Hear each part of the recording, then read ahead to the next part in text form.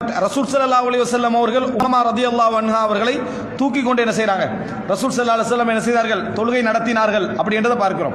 இப்ப ரசூல் ஸல்லல்லாஹு அலைஹி வஸல்லம் குடும்ப வாழ்க்கையை வணக்கமாக பார்த்திருக்கிறார்களே தவிர இடைஞ்சலாக என்ன செய்யல, பார்க்கவில்லை. ரசூல் ஸல்லல்லாஹு அலைஹி வஸல்லம் அவர்கள் இடைஞ்சலாக பார்க்கல. சிலர் என்ன நினைக்கிறாங்கன்னா, இபாதத்தை தொழுகையை ஒன்றிச்சு போகணும், வெளி சவுண்டே கேட்க கூடாது அப்படின்னு நினைக்கிறாங்க. தொழுகிற நேரத்தில் பலர் கேள்வியா கேட்டுக்கிறாங்க. என்ன கேள்வி? என்ன, நான் தொழுகிற டைம்ல எனக்கு வேற வேற ஞாபகம் வருது. வேற வேற ஞாபகம் வராம நீங்க தொழுறீங்கன்னா மலக்குன்னு அர்த்தம். உங்களுக்கு வேற எந்த ஞாபகம் வராம உங்களால தொலை ஏழும் என்றால் நீங்க மலக்குன்னு அர்த்தம். இல்லைன்னா ரசூல்லாங்கட அந்த நிலையில இருந்து இந்த வரைக்கும் எல்லாரும் அப்படித்தான் என்ன செய்யறாங்க, தொழுது கண்டிக்கிறாங்க. ரசூல்லாங்க என்ன சொல்றா, நான் தொழுகைக்குள்ள நுழைந்தேன், குழந்தையுடைய சவுண்ட் எனக்கு என்ன செய்யும், கேட்குமென்ற என்ன அர்த்தம்? கவனம் எங்க போகுது?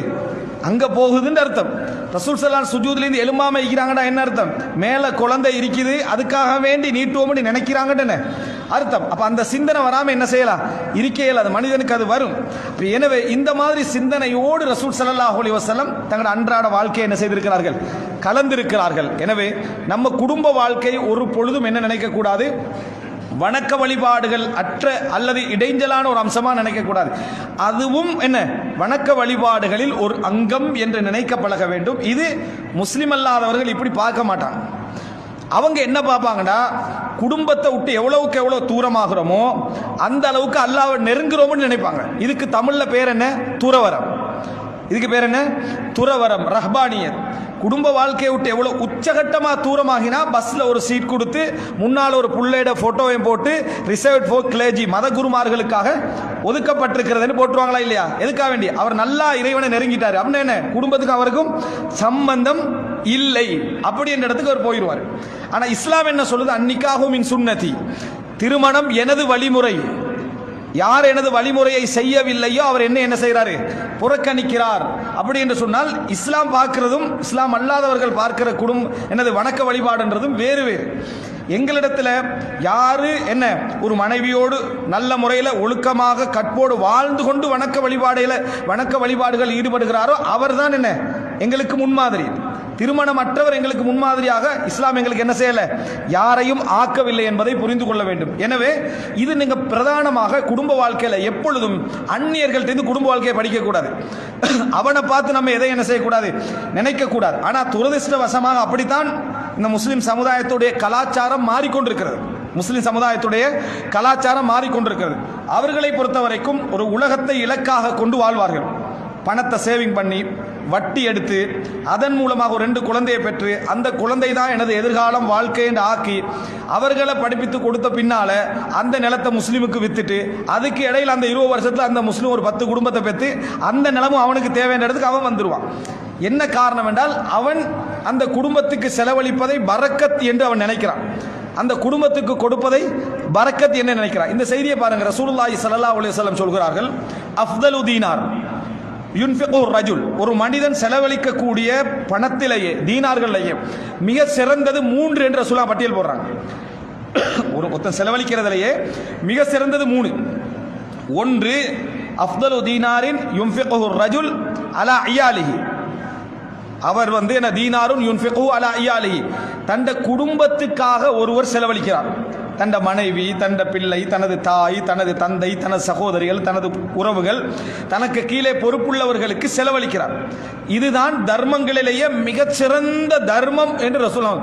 உலகத்தில் மனைவிக்கு கொடுப்பது தர்மம் என்று சொல்லி தர்மத்துடைய பார்வையையே மாற்றி சொன்ன மார்க்கம் எது? இஸ்லாம் தான்.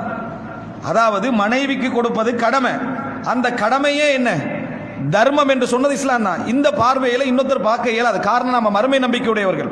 அதுக்கு அடுத்ததான் ரசூலுல்லாஹ் சொல்றாங்க, தீனாருன் யுன்ஃபிகு ரஜுல் அலா தாபத்திஹி ஃபீ சபீலில்லாஹ், அல்லாஹ்வுடைய பாதையில் ஜிஹாதுக்காக ஒரு மனிதன் தன் வாகனத்துக்கு செலவழிப்பது, ஜிஹாதுக்கு செலவழிப்பது 2வது. 3வது சொல்றாங்க, தீனாருன் யுன்ஃபிகு அலா அஸ்ஹாபிஹி ஃபீ சபீலில்லாஹ், அல்லாஹ்வுடைய பாதையில் தன் தோழர்களுக்காக ஜிஹாதுக்காக செலவழிப்பது 3வது. சொல்லிட்டு அபூ கிலாபா அவங்க சொல்றாங்க, அந்த செய்தியை முடிக்கிற டைம்ல அவர் ஒரு தாபிஈ, அவர் அறிவிக்கிற அந்த செய்தியை அவர் சொல்றாரு, ஃபபதஅ ரசூலுல்லாஹி ஸல்லல்லாஹு அலைஹி வஸல்லம் பில் இயால், நபி அவர்கள் செலவீனத்தை குடும்பத்தை கொண்டு ஆரம்பித்திருக்கிறார்கள். நபி அவர்கள் செலவீனத்தை குடும்பத்தை கொண்டு ஆரம்பித்திருக்கிறார்கள். தர்மத்துடைய சிறப்பை ஃபஅய்யு ரஜுலின் அஅலமு அஜ்ரன், எந்த மனிதர் சிறப்பான கூலியுடையவராக இருக்க முடியும் மின் ரஜுலின் யுன்ஃபிகு அலா அயாலிஹி, தண்ட குடும்பத்துக்கு, அதாவது அலா அயாலின் சிகாரின் யன்ஃபஉஹு பிஹி வ யுக்னிஹிமுல்லாஹு பிஹி. அல்லாஹு தாலா ஒரு மனிதனுக்கு பொருளாதாரத்தை கொடுத்து தண்ட குடும்பத்துக்கு செலவழித்து அவர்கள் மற்றவர்களிடத்தில் தேவையற்று வாழுகின்ற அளவில் அவர்களுக்கு பிரயோசனமாக இருக்கின்ற மனிதரை விட இந்த உலகத்தில் தர்மத்தால் சிறந்தவர் யார் கேட்கிறார் அபூ கிலாபா. தண்ட குடும்பம் அடுத்த இடத்துல கையேந்தாத அளவில் சிறப்பாக வைக்கின்றவரை விட தர்மத்தால் சிறந்தவர் யார்? எனவே உலகம் உள்ள தர்மம் செஞ்சுட்டு குடும்பம் தலைகீழாக இருக்கக்கூடியதை இஸ்லாம் இபாதத்தாகவே பார்க்கல. அவர் இபாதத்தில் ஃபெயிலியர் இஸ்லாம் சொல்லுது. இபாதத்தில் தோல்வி அடைந்து விட்டார். அவர் எவ்வளவு தொழுதாலும் எவ்வளவு தர்மம் செஞ்சாலும் எவ்வளவு செஞ்சாலும் தண்ட குடும்பம் பிரயோசனமற்ற நிலையில் இருக்குமாக இருந்தால், அவரால் குடும்பம் பலனற்ற நிலையில் இருக்குமா என்று அவர் என்ன தோல்வி அடைந்த நிலையில் இருக்கிறார். இந்த ஹதீஸ் இந்த ஹதீஸை சொல்லிட்டு அபூ கிலாபா ரஹிமஹுல்லாஹ் சஹீஹ் முஸ்லிம்ல வார செய்தி அபூ கிலாபா இந்த வார்த்தையை சொல்றாருண்டா, ஃபஅய்யு ரஜுலின் அஅதமு அஜ்ரன், எந்த மனிதர் கூலியால் சிறப்பானவராக இருக்க முடியும்? ரசூலுல்லாஹ் குடும்பத்தை கொண்டு தான் ஆரம்பிச்சாங்க. இது எந்த அடிப்படையில் வருது? இந்த செய்தியை நீங்க எடுத்துக்கொண்டீங்கன்னு சொன்னால் இந்த செய்தியை நீங்க புரிஞ்சு கொள்ளலாம். இது குடும்பத்தை கவனித்தல், திருமணம் முடித்தல், குழந்தைகளை வளர்த்தெடுத்தல், குழந்தைகளை பெற்றெடுத்தல், குழந்தைகளை கவனித்தல், அவர்களுக்கு அவருடைய செலவினங்களை பற்றிய சிந்தித்தல், அவர்களுக்காக உழைத்தல், இதெல்லாம் எதுல வந்து அடையும்?